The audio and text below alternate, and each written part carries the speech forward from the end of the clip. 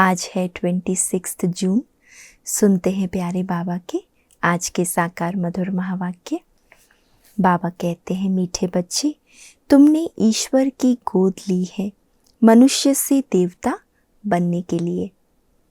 तुमने ईश्वर की गोद ली है मनुष्य से देवता बनने के लिए। उनकी श्रीमत ही तुम्हें मनुष्य से देवता बना देती है। प्रश्न, आप मुए मर गई दुनिया, इसका अर्थ क्या है? उत्तर, आप बच्चे जब बाप के पास जीते जी मरते हो तो सारी दुनिया ही खत्म हो जाती है। दूसरे मनुष्य तो जिस दुनिया में मरते हैं उसी दुनिया में जन्म लेते, लेकिन तुम्हारा जन्म फिर इस पुरानी दुनिया में नहीं होता। नया जन्म नई दुनिया में होता है। तुम बच्चों को स्वर्ग की बादशाही मिल जाती है। हम जीते जी मरते हैं तो हमारा नया जन्म नई दुनिया में होगा, स्वर्ग की बादशाही मिल जाएगी। गीत है मरना तेरी गली में, ओम शांति। ये भी गायन इस समय का है जो फिर भक्ति मार्ग में गाया जाता है। इस समय जबकि तुम बाप के पास जीते जी मरते हो तो बरोबर सारी पुरानी दुनिया ही खत्म हो जाती है। अज्ञान काल में मनुष्य मरते हैं तो फिर उसी दुनिया में जन्म लेते हैं। दुनिया कायम है, जिस दुनिया में मरते उसी दुनिया में जन्म लेते हैं। तुम बच्चे जब बाप के बनते हो तो ये दुनिया ही खत्म हो जाती है। कहावत है, आप मुए तो मर गई दुनिया, परंतु दुनिया विनाश तो नहीं हो जाती। इसी दुनिया में फिर जन्म लेना पड़ता है। पुरानी दुनिया में ही जन्म लेते हैं। अभी तुम जबकि जीते जी मरते हो तो आप मर जाते हो तो दुनिया भी खत्म हो जाती। तुम मरेंगे तो ये दुनिया ही खत्म हो जाएगी। तुम जानते हो हम फिर नई दुनिया में आएंगे, ये सिर्फ तुम ब्राह्मण ही जानते हो। ईश्वर का बच्चा होने से हमको सतयुग का बर्थ राइट मिलता है, स्वर्ग की बादशाही मिलती है। नर्क खत्म हो जाता है। इसमें कोई मेहनत नहीं है, सिर्फ बाप को याद करना है। और बाकी जो भक्ति मार्ग जैसी मेहनत है, कोई मेहनत नहीं, सिर्फ बाप को याद करना है। मनुष्य जब कोई मरने पर होते हैं तो उनको कहते हैं राम राम कहो। पिछाड़ी में उठाने समय कहते हैं राम नाम सत है। ये भगवान को ही कहते हैं राम नाम सत है, अर्थात परमपिता परमात्मा जो सत है उसका ही नाम लेना चाहिए। उसको राम कह देते हैं। माला भी राम राम कह सिमरते हैं। राम राम की धुनी ऐसी लगाते हैं जैसे बाजा बजाते हैं। तुम बच्चों को बाप समझाते हैं कि कोई आवाज नहीं करना है। ज्ञान मार्ग में भक्ति मार्ग जैसी कोई बातें नहीं। बाबा कहते यहाँ कोई आवाज नहीं करना है, सिर्फ बुद्धि से याद करना है। तुम जानते हो जीते जी ईश्वर की गोद में आने से ये दुख रूपी दुनिया खत्म हो जाती है। बाबा, हम आपकी गले का हार बन जाएंगे। गाया भी जाता है रुद्रमाला। तुम रुद्रमाला में पिरोने लिए इस रुद्र ज्ञान यज्ञ में बैठे हो, कल्प पहले मुआफिक। दूसरा कोई सत्संग नहीं जहाँ ऐसे समझते हो कि हम ईश्वर बाप के गले में पिरोएंगे।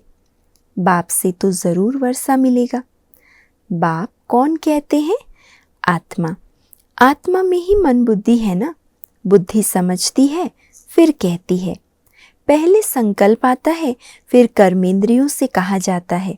बरोबर हम बाबा के बने हैं, बाबा के ही होकर रहेंगे। गॉड फादर कहते हैं ना। फिर पूछो, तुम्हारे में गॉड फादर की नॉलेज है? तो कहेंगे गॉड तो सर्वव्यापी है। ये नॉलेज बाबा कहते सुनाते। बोलो, तुम्हारी आत्मा कहती है परम पिता परमात्मा तो पिता है, फिर सर्वव्यापी कैसे होगा? बच्चे में बाप आ गया क्या? बाप को सर्वव्यापी कहना बिल्कुल रॉन्ग है। लौकिक बाप के भी 5-7 बच्चे होंगे, क्या वे कहेंगे कि बाबा आप सर्वव्यापी हो? ये भी समझने की बात है। मुख से कहते हो परमपिता, फिर सर्वव्यापी कैसे होगा? बच्चे में बाप आ गया क्या? बाबा कहते ये कैसे हो सकता है? मुख से कहते हो परमपिता, फिर सर्वव्यापी कैसे कहते हो? पिता फिर मेरे में है, ये कैसे हो सकता? बच्चा फिर कहे मेरे में बाप का प्रवेश है। बच्चा थोड़े ही कहेगा मैं बाप हूँ। तुम आत्मा उनके बच्चे हो, फिर कहते हो पिता मेरे में भी है। कितनी वंडरफुल बात है ना। एक तरफ कहते हो हम उनके बच्चे हैं और फिर सर्वव्यापी कहना माना मेरे अंदर ही पिता है। ये कैसे होगा? बाप कैसे बच्चे में होगा? बहुत अच्छी रीति समझकर फिर समझाना है। रुद्र ज्ञान यज्ञ तो मशहूर है। रुद्र है निराकार, श्री कृष्ण तो साकार है। आखरीन भगवान किसको कहा जाए? मनुष्य तो बहुत भूले हुए हैं, कह देते God father is omni present, मेरे में भी है। बाप तो घर में ही रहता और कहाँ रहेंगे? अभी बाप इस बेहद के घर में आया हुआ है, यहाँ विराजमान है। कहते हैं मैंने इसमें प्रवेश किया है, कुछ पूछना हो तो पूछो। आगे पितरों को बुलाने का बहुत रिवाज था। पितृ तो आत्मा है ना। पितृ को यानी आत्मा को खिलाया जाता है। कहेंगे आज हमारे दादी का पितृ है, आज फलाने का पितृ है, तो आत्मा को बुलाया जाता है, खिलाया जाता है।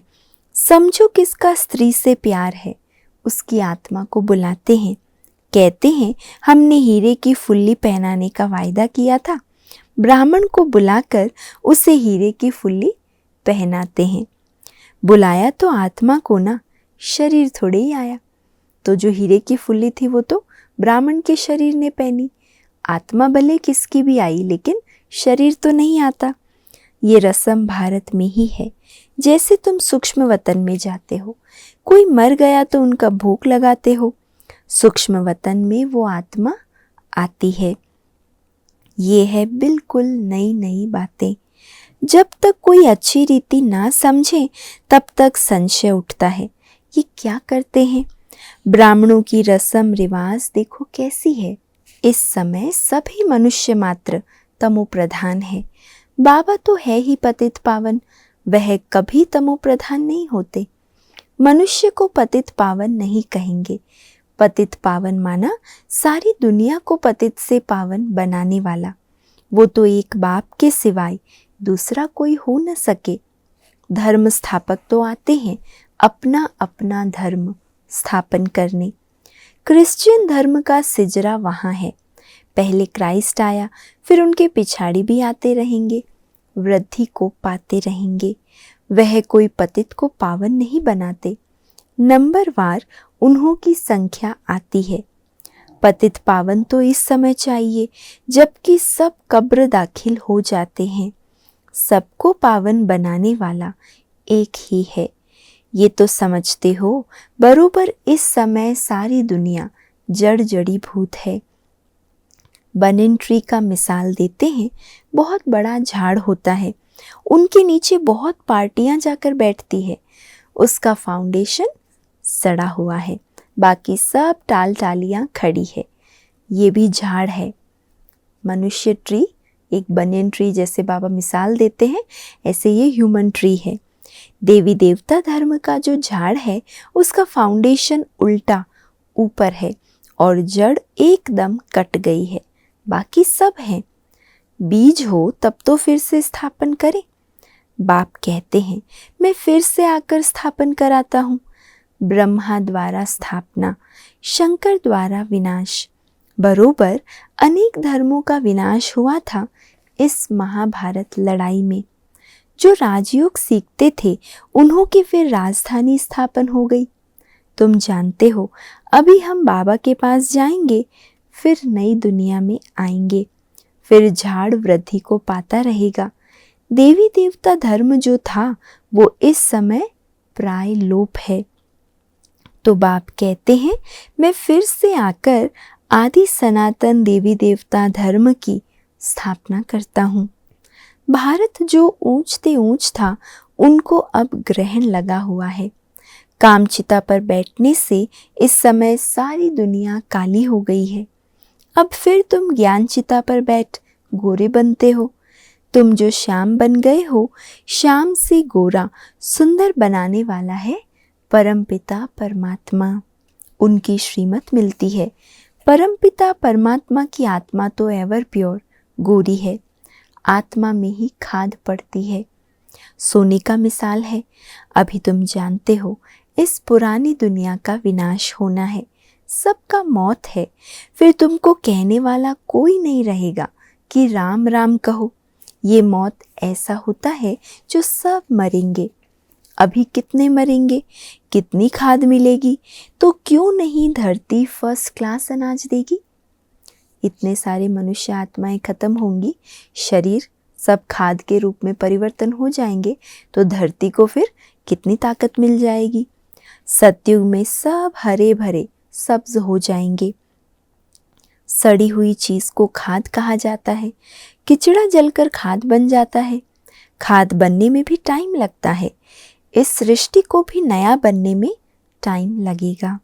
तुम सूक्ष्म वतन में जाते हो, कितने बड़े बड़े फल तुमको दिखाते हैं, सोबी रस पिलाते हैं। तुम विचार करो कितनी खाद मिलेगी, सो भी खास भारत को। यही भारत स्वर्ग बनेगा और इसे ही सबसे ज़्यादा खाद मिलेगी। वहाँ कितनी अच्छी अच्छी चीज़ें निकलेगी। सूक्ष्म वतन में वैकुंठ का सोबी रस तुमको पिलाते हैं, बगीचे आदि का साक्षात्कार कराते हैं। वहाँ हमारा बगीचा होगा। बच्चों ने साक्षात्कार किया है। सोबी रस पीकर आते थे, प्रिंस बगीचे से फल ले आते थे। अब सूक्ष्म वतन में तो बगीचा हो न सके। जरूर वैकुंठ में गए होंगे। एक एक को साक्षात्कार नहीं कराएंगे, जो निमित्त बनते हैं उनको कराते हैं। हो सकता है अगर तुम याद में रहेंगे, बाबा के बच्चे होकर रहेंगे, तो पिछाड़ी में तुमको बहुत साक्षात्कार होंगे जो पूरे सरेंडर होंगे। साक्षात्कार किसको होगा? जो पूरे पक्के याद में रहेंगे और बाबा के बच्चे बनकर रहेंगे, जो पूरे सरेंडर होंगे। ये तो पहले भट्टी बननी थी, भट्टी में पकना था तो बहुत आ गए। बच्चों को समझाया है, सिर्फ कोई को लिटरेचर देने से समझ नहीं सकेंगे। समझाने वाला टीचर ज़रूर चाहिए। टीचर सेकंड में समझाएगा, ये तुम्हारा बाबा है, ये दादा है, ये बेहद का बाप स्वर्ग का रचयिता है। सिर्फ कोई को लिटरेचर दिया तो देखकर फेंक देंगे, कुछ भी समझेंगे नहीं। इतना ज़रूर समझाना है कि बाप आया हुआ है। ये ढिंडोरा पिटवाना तुम्हारा फर्ज है। बरोबर यादव कौरव पांडव भी है। महाभारत लड़ाई भी सामने खड़ी है। ज़रूर राजयोग सिखलाने वाला भी होगा। ज़रूर स्वर्ग की स्थापना भी होगी। एक धर्म की स्थापना, अनेक धर्मों का विनाश होगा। तुम जानते हो, हम ही नर से नारायण, नारी से लक्ष्मी बनते हैं। ये है एम ऑब्जेक्ट। मनुष्य से देवता किए करत न लागी वार। देवता सिर्फ सूर्यवंशी को कहा जाता है, चंद्रवंशी को क्षत्रिय कहा जाता है। पहले तो देवता बनना चाहिए ना। नापास होने से क्षत्रिय बन जाते हैं। तो बाप कहते हैं, मीठे मीठे सिकीलधे बच्चे, कितने ढेर सिकीलधे बच्चे हैं। किसका बच्चा गुम हो जाता है, 6-8 मास बाद आकर मिलता है, तो कितना प्यार से आकर मिलेगा। बाप को कितनी खुशी होगी। ये भी बाप कहते हैं, लाडले सिकीलधे बच्चे, तुम 5000 वर्ष बाद आकर मिले हो।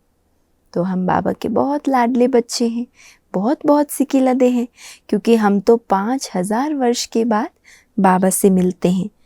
लाडले बच्चे, तुम बिछुड़ गए थे, अब फिर आकर मिले हो बेहद का वर्षा लेने के लिए।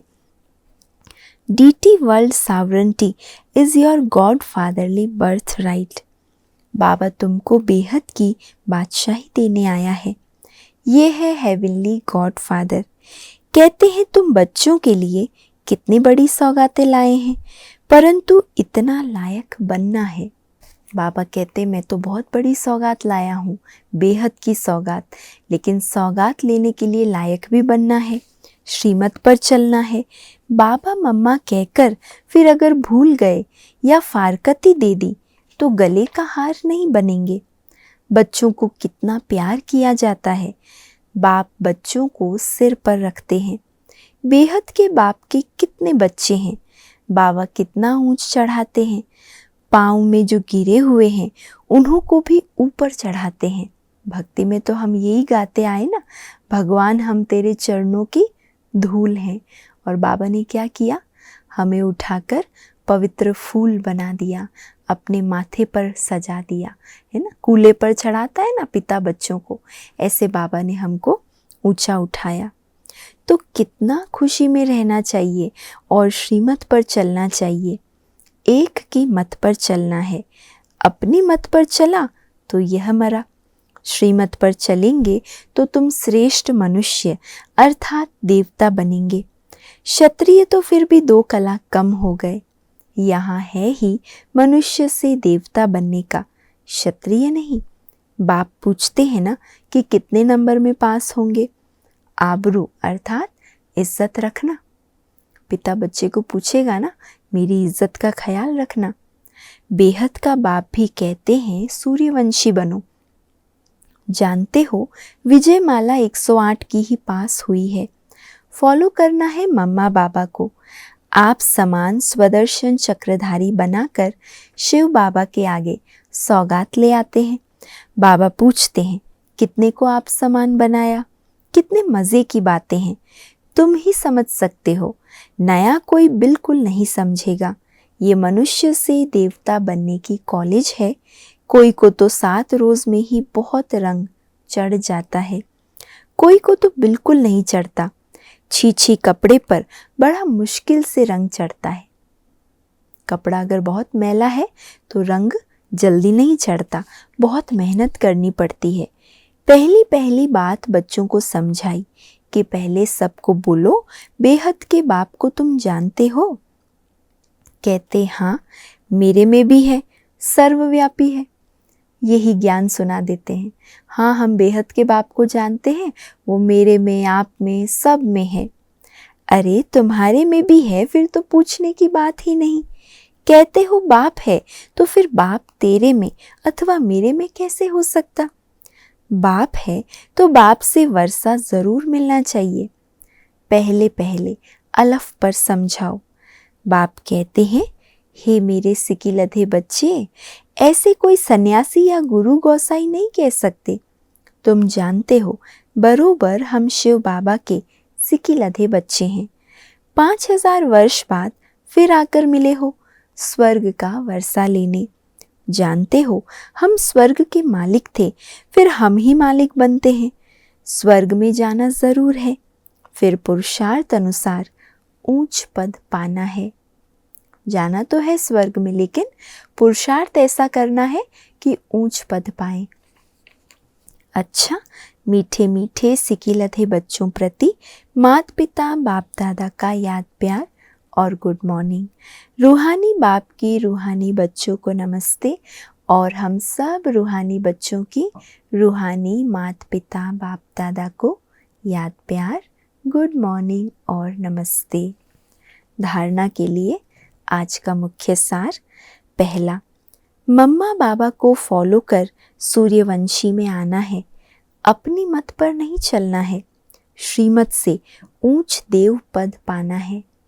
दूसरा, हम बाबा के ही होकर रहेंगे, इसी निश्चय में रहना है, कभी किसी बात में संशय नहीं उठाना है। आज का वरदान है, बाप के हर डायरेक्शन व कायदे से फायदा लेने वाले मर्यादा पुरुषोत्तम भव।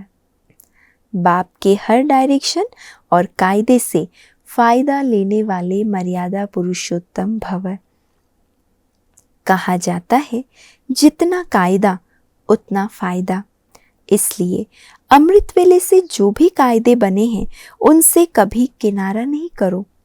पढ़ाई, अमृत वेला, सेवा, जो भी दिनचर्या बनी हुई है उसमें मन नहीं भी लगे तो भी दिनचर्या में कुछ मिस नहीं करो। कभी कभी पढ़ने का मन ना हो, कभी अमृत वेले उठने का मन ना हो, कभी कुछ सेवा करने का दिल नहीं है, तो भी बाबा कहते हैं करनी है, क्योंकि ये हमारे जीवन के कुछ कायदे हैं। तो इसलिए बाबा कहते हैं दिनचर्या में कुछ भी मिस नहीं करो। जैसे भक्त लोग नियम का पालन ज़रूर करते हैं, मंदिर में मन नहीं भी लगे तो भी जाएंगे ज़रूर। आप तो स्वयं लॉ मेकर्स हैं, इसी अनुभव से हर नियम का पालन करते चलो तो मर्यादा पुरुषोत्तम बन जाएंगे। स्मृति क्या रखनी है, हम लॉ मेकर्स हैं, तो हम कोई भी लॉ को तोड़ नहीं सकते। हर कायदे को हमें निभाना है, कायदे में ही फ़ायदा है। स्लोगन, जिनके पास संतुष्टता का विशेष गुण है उनके पास सर्व गुण स्वतः आते जाएंगे। जिनके पास संतुष्टता का विशेष गुण है उनके पास सर्व गुण स्वतः आते जाएंगे। और आज का व्यक्त इशारा है, बाप दादा वर्तमान समय के प्रमाण हर बच्चे को एकाग्रता के रूप में स्वमानधारी स्वरूप में सदा देखना चाहते हैं। सबसे पहला स्वमान है जिस बाप को याद करते रहे उनके डायरेक्ट बच्चे बने हो, नंबर 1 संतान हो। बाप दादा ने आप कोटों में से कोई बच्चों को कहाँ कहाँ से चुनकर अपना बना लिया। 5 ही खंडों से चुनकर डायरेक्ट बाप ने अपना बना लिया। तो इसी स्वमान में सदा रहो। हम भगवान के चुने हुए रतन हैं।